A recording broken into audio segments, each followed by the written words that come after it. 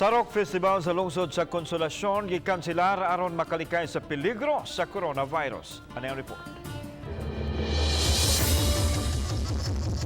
Karong Adlawa giragda ang Sarok Festival sa lungsod sa Consolacion isip pagtimaan sa ika-usa ka gatos nga kasumaran sa ilang lungsod apan nahukman sa mayor nga dili kinihimuon aron paglikay nga ma-expose ang mga tao sa peligro sa NCOV.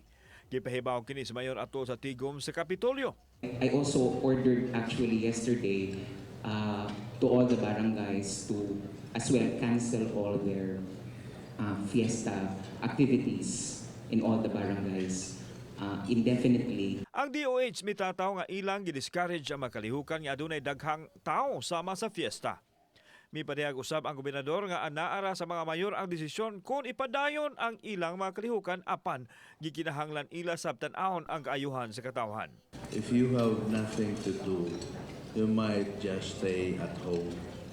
So do not give yourself the unnecessary exposure outside if you can only stay at home. Samtang uyon ang kadaghanan sa mga mayor nga iokta bauna ang fiesta alang sa kaluwasan sa katawhan.